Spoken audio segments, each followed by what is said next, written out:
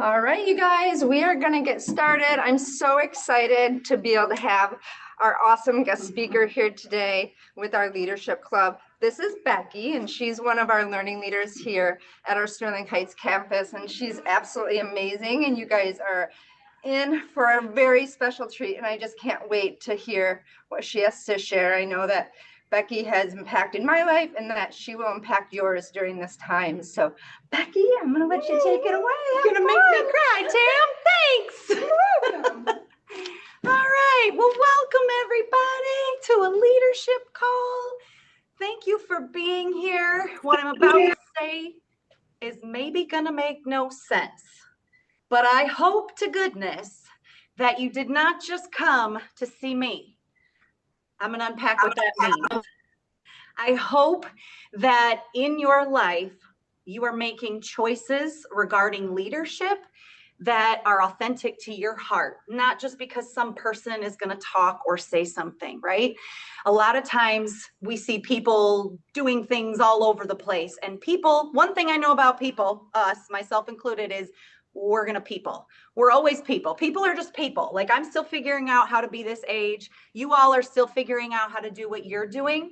And so my hope is that on your journey of whether it's a leadership call or maybe it's a class you attend, maybe there's a book you wanted to read on leadership, a podcast, a TED Talk, the list goes on and on. I hope that you are making those choices with great intentionality behind it, because the reality is you deserve all of the best about that. You deserve nothing but the utmost, and anything else, you're just kind of wasting your time. And that could be with me today. I know that sounds weird and contradictory, but I wanted to preface everything that I say with that, because as we unpack today's little message here that I have for you, it will make a little more sense. So, how many of you like stories?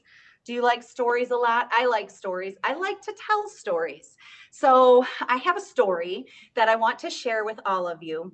And it's a story about a very dear friend of mine. I have gotten all of the permission from her to share this story, but she's near and dear to my heart. And it's just something that I wanted to be sure I shared, that I got her permission. So anywho, this story starts a long time ago in her life, but basically this lovely friend of mine ended up in a place where she had pretty fractured relationship with her dad.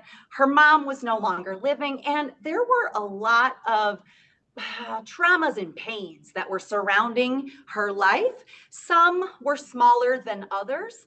And as you can imagine, anytime you have trauma and pain, I'm sure every single person listening to this right now can attest to that. You've had maybe smaller scratches. Go with me for a minute. Pretend we're talking about a real wound on an arm. Go with me imaginatively. We all have creative minds and imaginations. Yes, we're in the arts industry. So we're going to imagine today that when I'm talking about a wound or a pain, we're going to also metaphorically talk about it as if it's not just here and here, but it's also maybe here on our physical skin. Sound good? Okay. So when I'm talking about these traumas and pains, some of them were smaller. Maybe somebody said something that was hurtful, kind of left just a scratch, maybe a little bit of blood, but something that can be handled with a Band-Aid that you can run up to your front desk at your school and grab. We all know about that. Or maybe it needed a little bit of a gauze, maybe it needed some ointment, etc. But there are bigger traumas in life. And for this friend of mine, one of those traumas was the loss of her mother. And it caused a great deal of pain in her life. On the outside, she looked like she had it all together. She had a beautiful family. She had a great career. Lots of people loved her, etc., etc. But on the inside, the matters of her heart were anything but. And I know this because she shared it with me. And so as she walked through this process, go back to that arm. What that trauma looked like is, let's pretend for a moment that I had an axe that hit my arm, but didn't sever my arm. So my arm is still attached. There's an axe that went through it. What would you do in that instance? Would you just hand me a Band-Aid and be like, okay, that's cute. Go ahead, have fun. What would happen though if that Band-Aid was on there? What would happen if you just left a Band-Aid there? what would happen is, well, it's going to probably get a little gooey and infected and pretty gross. Sorry for the gore, but I need you to go with it for the understanding purposes. So this wound had not been handled, it hadn't been healed, it hadn't been dealt with. And what happens is when we let infection take hold, it leaks, right? So my friend had a matter of the heart that had not been healed properly. It hadn't been given time to air or breathe or any of the above. And that landed her in a pretty interesting predicament. And that was in about 2019 when there were some other trigger points that had happened that led her to say basically like, deuces, I'm out. Life has been cool thus far, but you know what? I'm good because the pain and the hurt and the infection had gotten so deep and so embedded that she was leaking out onto other people. And that leaking, because she didn't want to hurt people, led her to believe that it would just be better to take her own life. And she said, you know what? Sorry, I'm not going to cry. She said, you know what? I'm out. Like, I'm done. I'm tired of hurting people in my own life, because she was honestly a pretty big, I'm not going to say it, but B word. She was a B word to a lot of people. And a lot of people really were impacted by her choices that she was making at that time in her life. But this friend of mine was posed with a choice. One day, she was sitting and she was basically just like throwing up. How many of you have ever vented to someone, right? Venting is good and we all have that place, but there's a time and a place where a friend's ear listening is no longer enough help for what you need to get over, for the wound, right? Just like that Band-Aid is not going to cut it when a cleaning and stitches and a needle are required for repair, right? So this friend was sitting and she's venting to her other friend. And in that moment, she had a great friend who paused and said, you know what?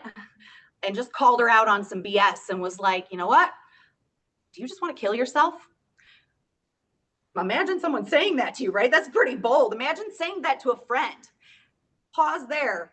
It's so great that we have friends, and I pray that you have friends around you that can know when you're off enough and can be bold enough to say to you what you need to hear when you need to hear it. This friend opened up their mouth, boldly declared, what, you want to kill yourself? Now, in that moment, the friend had a choice to make. Was she going to retreat and hide? Was she going to back up and just, because it's easy to lie. We can lie to people. We can take that Band-Aid and keep putting it on. How do I know all of this? The friend that I'm telling you about is me. I'm the friend. I'm the friend in the story who wanted to take her life. I'm the friend who had a plan. It was very simple. Go in the garage, turn on the car, shut the door. I had a plan. I had a date. And in my mind, it was pretty simple. I could just simply let my family find me. There wouldn't be a ton of gore. They could grieve and move on. That's how sick my mind really was. But that friend that challenged me to my core, I am forever grateful for. Because in that moment, though, I had a choice. I could have went back to axe wound bleeding and grabbed a Band-Aid and said, you know what? I can lie. I can tell you, yeah, no, really, I don't think that. But in that moment, I made what I will say and own was a leadership decision. That might sound a little weird. Maybe you think of leadership only being leading a group of people. Maybe you think of leadership only being something that is, I have these people, I have to be a certain way, and I have to follow. But I want you to know, each and every day, you are leading yourself. You're leading, you're making choices all day long. Some of them you make without even thinking about it. Maybe it's brushing your teeth. Most of us don't think about that choice. Maybe it's walking, right? If you've been given the ability with your legs, you're walking, you're making that choice every single day. I made a choice in that moment when that friend said that to say, you know what, enough is enough. I'm tired of lying. I'm tired of these fancy, shiny, glittery Band-Aids. They're not doing it anymore. I'm not going to lie. I'm going to be bold. And I'm going to say, you know what? Yeah, I do. What that meant like for me was intense therapy for months and years, and to date to follow. It's not as intense now, thank God. But you know what? Early, it was 2 times a week just to make sure that I didn't follow through with my plan. After that, I got to graduate, and then I only got to come once a week. And then I got to slowly move into a healthier mental place. But all in all, the main thing about that is that I had to choose. No one could choose that for me. I couldn't I could have put that fancy Band-Aid on and just left it there and kept on going. And who knows what would have happened? I have no idea. If I had to guess, I'd say I wouldn't even be standing here before you. I'm so thankful I chose to just be honest with myself. I had kind of reached the end of myself. I was pretty disgusted by myself. And it is my passion to help other people realize that the leadership qualities that you desire in any organization, anywhere that you put yourself, they all start right here. They start here, and they start here with you. You are worthy of decisions that are amazing. Remember in the beginning when I said, I hope you didn't just come because maybe you saw the flyer or you saw, me and you're like, I just want to come and hear what she's going to have to say. I hope you don't, because you're worthy of decisions that line up with who you are, with the passions that you have, with the desires and the purpose that you have been put here for. You are worthy of those intentional, purposeful decisions. So with that story, let's take a little pause. And I just want to define what leadership means. I have my paper here to cheat sheet, okay? Because nobody really should do this without that. All right. So leadership is just the state or position of being a leader. To be the leader would be the person who leads or commands a group. And then that all, right? Do you get where I'm going? So leadership, leader, and then just the word lead is what I want you to focus on. It's to cause to go with one by holding them by the hand while moving forward. Look this up on Google. It's also the route of access to a particular place or in a particular direction. You maybe came in here today because you're like, I'm interested in leadership, or you might have thought like, I'm just in here because my school told me to be in there and it would be cool. But you maybe didn't realize that you were a leader. Every single human walking the face of this planet is leading themselves somewhere. And we all have a choice. We all have an option each and every day on how we're going to lead ourselves. And by the way, not choosing, for example, if you have choice A and B and you're like, no, I'm just gonna, that's cute. That is still a choice. Now, maybe it's because you don't want to be accountable to your own self. Maybe it's because you have procrastination, been there, done that, could write the book on that as well. But you're still making a choice. My hope and prayer for all of you is that in leading yourself, that you can learn what it is that's passionate inside of your heart. In this industry, we have the opportunity to lead people, whether you thought about that or not, whether you're behind the chair with hair, nails, skin. You're leading people. They come to you because you're a professional. You have an opportunity to lead them to what's going to suit them best for that season of their life, maybe, or for whatever it is, fill in the blank. You have that opportunity to lead, but it all starts with the choices that you make about your own heart and the choices that you make about your own mind. You only get one, my friends. You only get one. And I hope you know how valuable you are. And also, our industry is huge. You know how sometimes we live in this wonderful technology world. I love it. I'm on social media all over the place. I love it. But you know what is hard is we compare and we start to say, well, there's so many people doing all the nails, or there's so many people doing the kind of hair that I want to do. There's not. Stop. There's room. You were not an accident. You didn't slip into the universe somehow. You were put here because you have a unique purpose. You have a unique talent. You have things and gifts to pull out of you to bring forth that I can't do. And you can't do what I do. And I can't do what you do. And I need you. I need you. We need each other. I need the gift that you have. And you need the gift that I have. We all can come together and lead ourselves well. So that way we can lead our guests well. And we can ultimately be the change that we want to see in this world, right? We all have that opportunity to make that choice each and every day. You might be wondering a little bit about how do you choose that? So it's choosing what's authentic to yourself. So we're going to transition for a time of questions. But while we do that, I want to take a minute and let you think, like maybe 30 seconds here. Think about your why.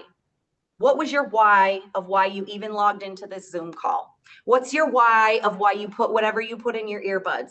What's your why of what you chose to put in your body today, even? What's your why of what you chose to even do with your body in terms of maybe you exercised or maybe you got rest, maybe you didn't. I make choices all over the map all the time about that. Maybe you made a choice that you wished you wouldn't have. It's not failure. It's not failure. It's okay, I made that. I didn't like how it worked. And now I'm going to make a different choice because I learned something. It's learning. We're all on this journey learning. And so think about your why and then think about your how. Take about 30 seconds.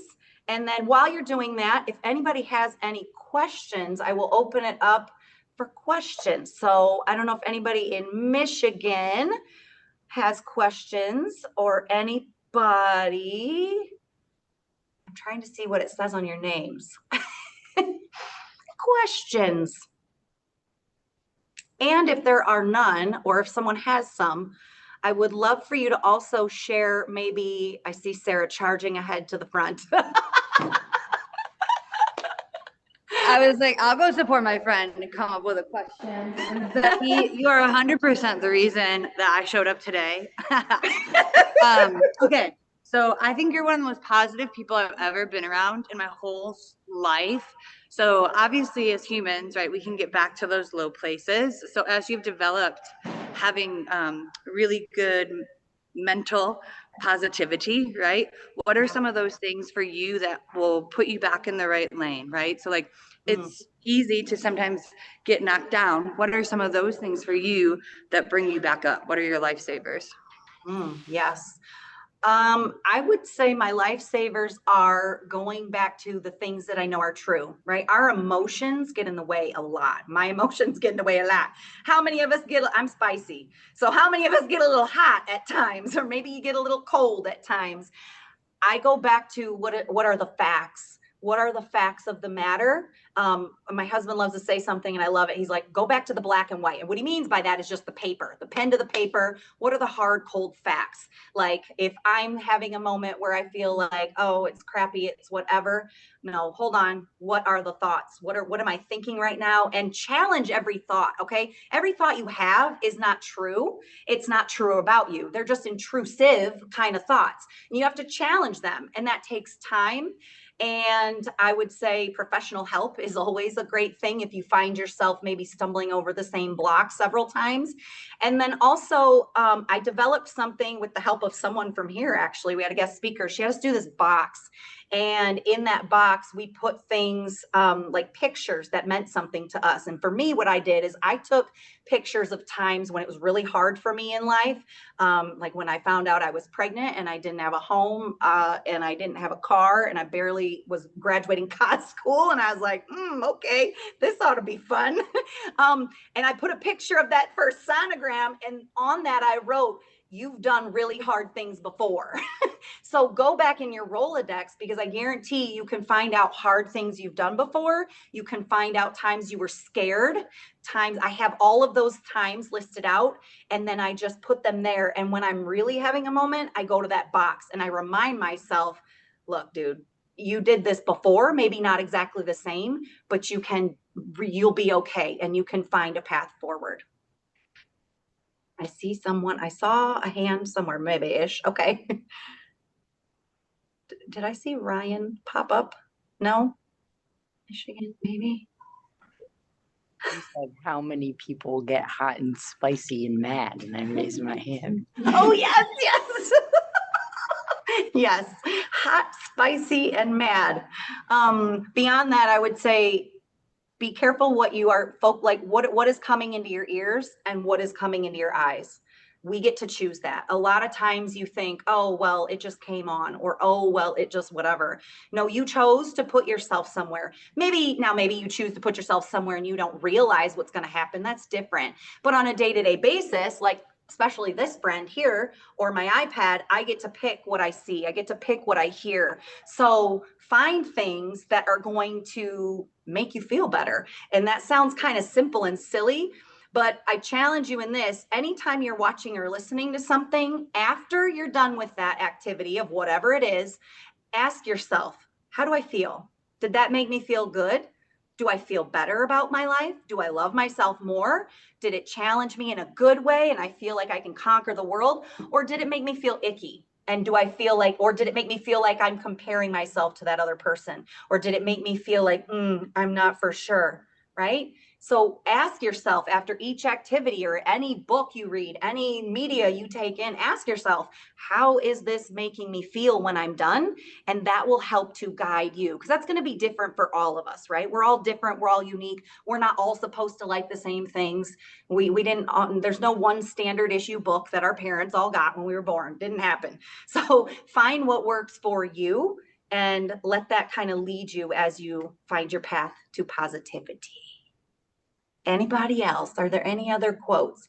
I think I saw, Tammy, will you help me? I think I saw someone type something, but I don't know how to see it up here. Do you know? Let me come around here. Is there a chat we can, oh yeah, maybe. Oh yes, aw. Also, okay, thank you for sharing. I just wanted to make sure there weren't any questions in there. Are there any other questions or comments, my friends? I see Dana. Oh, I have a question too. Did you have a question, Dana? Oh, okay. So I have a question for me and our new fourth class here. Starting a new journey, starting this industry, like giving yourself some grace and knowing that you've done harder things. Is there any other advice to like make the way a little bit easier? Like maybe toning in on something to study or just something?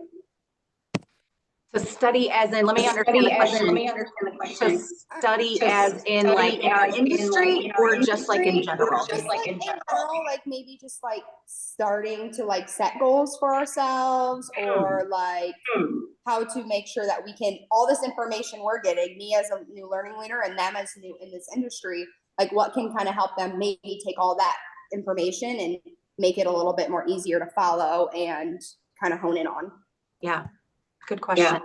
Good question. Is there, I'm getting feedback. Hold on. Where's that coming from? Okay. I think I'm okay. Okay. I was getting feedback. Sorry. All right. I would say writing it down, getting it in front of you. So for me, my birthday falls in July. And then we have a new year, right? A lot of us make goals at the beginning of the year. And sometimes we say a lot of things, but we don't really write things down and break it down. And a lot of times what that does is it makes it like, oh God, this goal seems impossible and so big because I just wrote it down. Like, for example, right now, if you're in cos school, you're like, oh, getting my license seems so big when I have all these theory tests I have to take and there's all of this. I would get very detailed with writing things down. And I also got really comfortable, even though it was very uncomfortable in the beginning, spending time with myself and what that looked like. So then I can sit and I can actually shut off all the other noise and hear myself and hear what's resonating with my soul a little bit and be like, okay, what is it that I say I want to do? Write out your big goal. And then from there, you just like deconstruct it. What can I realistically do in this month? Okay, that seems really big. What can I realistically do in this week? And then down to the day and down to maybe the minute. And what I mean by that is maybe it is literally like, I can only spend 10 minutes a week on this. Cool. Spend 10 minutes a day on that and write out what that is and be specific about your examples of what you want to get done in that day. For you, if it's being positive, maybe it's, I am a big words person. Imagine that. So I get like things like right now, I wish I had a picture of it. In my shower, I take paper and I write the things that I need to hear the most, because I figure there's no TV, there's no phone in my shower, there's no nothing. It's just me. I'm not doing anything else. I might as well have something in there that I'm going to see that's going to be sure to feed me what I need to see. And right now, my biggest thing is acceptance. So I have all kinds of different quotes on acceptance that I looked up. I have for me, I have some scriptures because I'm a person of faith. And you're all wondering, how is this paper in the shower? Take a big Ziploc, put it in the Ziploc and tape it to your shower. It'll be fine. I use Scotch tape. I clean around it. It's not a big deal. So yeah, get very intentional and write it down, because then, and also if you have a trusted person, share it with them and invite someone into your space who can help hold you accountable. Like I had a friend to call me out on my BS. Have someone call you out and be like, hey, did you do your 10 minutes? Did you do your 5 minutes? Did you do your hour? Whatever that is. Did that answer your question? Okay. For sure. Yes. Okay. Thank you. I like the idea of the shower. Idaho has some questions. Okay. Go ahead, Emily. Hi. So how do you carry that over into people, like your positivity into your friends and family? Obviously, you want to do it in a way without like making it a negative impact on them, but if they are disturbing your peace and they're like being that person, whether it's at school or at home or, out in the real world, how do you kind of step back and not allow it to give you that feeling? That is a great question. And that's probably one of the biggest questions, right? Because the people be people, and myself included, right? We all be people. And one thing that has helped me is that I know, this is going to sound maybe a little weird and counterintuitive, whatever I'm trying to say. Anyway, it's going to sound counter whatever. But what I'm saying is I remember how much grace I needed. I remember how much love I needed. I remember how much support I needed. I remember how, in my lowest times, like I try to remember, all right, what would that have felt like? And then I align my own behaviors as if every human being that I am encountering may have had that similar experience, or worse or different or whatever, right? And I align myself according with that. Now, the other thing I would say is family, friends, etc. There is a thing called boundaries. I have a family member, love them to death, but I've had to set some very firm boundaries. It doesn't mean I don't love them any less. It just means there's only certain people that can have certain levels of access to me, right? Like all of you on this call, as lovely as you are, you'd probably be the best accountability buddies ever, but none of you are my accountability buddy, right? Like I have one or two of those. That is it. One is my husband, one is a friend. That's it. And that's more than enough, right? Because if you had 20 people telling you what to do, you'd be whipping your head and have a little whiplash, right? So just be intentional about setting those boundaries. There's a lot of really great books on boundaries that you can read. Another really great book on how to view people and see them well is Keep Your Love On by Danny Silk. Oh, wow. I'm impressed. I remember that. But Keep Your Love On by Danny Silk helps you to view people and give everybody that 10 on their head all the time. You hear people say that sometimes.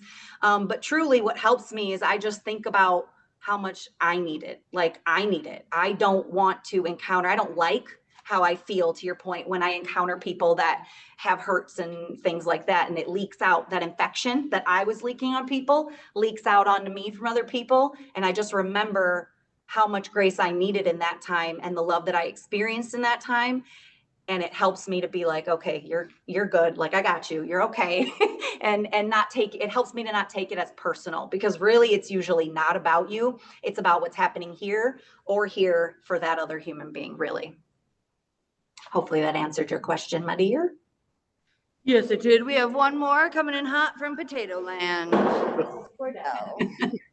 So during your time of kind of your dark time, outside of the professional help that you seek, did you have a support system like friends, family, stuff like that? And if so, what role and how important did they play in your life to make sure that you stayed here? I ask because my mom killed herself, so it's kind of like it's a tough subject. So I just kind of like to know how people see it. Yeah. First of all, thank you. And I'm my heart is with you for your mom. I did have an extremely supportive group of people around me. One just being my family. My husband was my biggest champion in that time, but that looked different. It was giving me space, but also smothering me a little bit and making sure I was okay. It was new levels of trust, like trusting that I would be okay alone for a little bit. And then slowly that was able to grow as my mental health grew with that. So yes, I had them around, and they also just letting me be. Like therapy days, if you've ever gone through an intense therapy time like that, it's exhausting. Like when mine got down to once a week, my Wednesdays were exhausting. I had therapy at 10 in the morning, and then I had to quit taking clients on that day because I was like a shell. Like I was just wrecked from the inside. But it was because healing also, this is the other thing I want to say, healing, it's going to get worse before it gets better. And that's go back to that wound. If that wound was leaking and it's infected everywhere, what do you think is going to happen when you start to clean it out? It's going to hurt like a mother. So you let it hurt, but my family and friends recognized that. They knew I couldn't do as much as I used to do, and they helped to pick up the slack around me in those areas. But then also, you know, included me where I could be included and gave me the rest. Thank Good you for that. question. Yeah. Question to follow up. You guys, thank you so much for being here and being a part of it. We're gonna have to have you back again. Thank you so much for sharing your story. Thanks, Tammy. And sharing everything that you had with us today. It was beautiful and awesome, and we appreciate you and love you. And you guys, where can they find you on social media? You can find me anywhere with my name, just Beckee Harris. That's Beckee. It's not a typo. My parents, you can thank them for that. I'm not even Rebecca. Just Beckee Harris. TikTok, Instagram, and Facebook mainly. Awesome. Thank you guys. Have a great day. Thank you so much. Beckee, can we ask you one more question here in Idaho? It's only 1:30 here. Yes, you can ask me another question. One more question, Emily. Kind of playing off of Cordell's question, as one of your friends, if they're going through that, like, how could your friends have helped you through that time better, or what helped you the best in that time? Just coming from the outside, like I have people in my family who are suicidal, and I have been through those things with them, and I feel like I just kind of sit back and I don't have the right words to say in the situation, because you don't want to make it worse and you're trying to make it better. So it's like, I mean, it's a really hard thing to play on. Yeah, it's definitely hard, and I know that like none of us are the same, right? We're all a little different.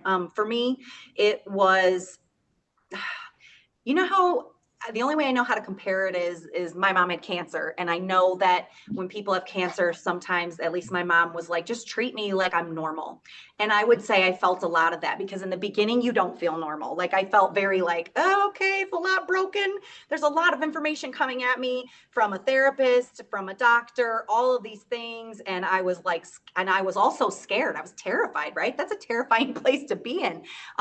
So my friends that really helped in that scenario were, you know, our coffee dates were a little bit more, and it wasn't always coffee. It was like a walk. It was like, hey, I got 20 minutes, or I got 10 minutes, or, you know, do you want to sit on the porch and talk? And we wouldn't necessarily talk about the obvious elephant in the room of me.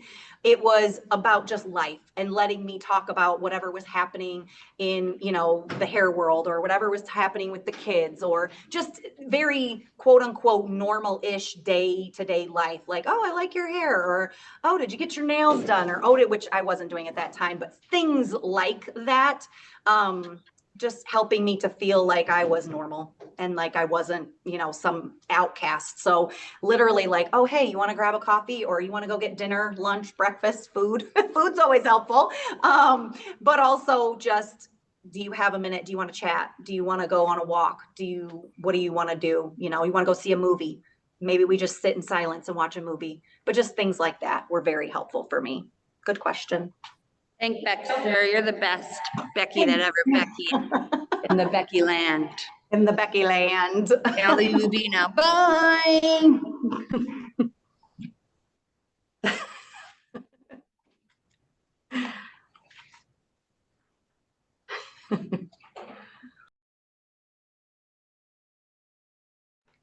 Bye, Beckee.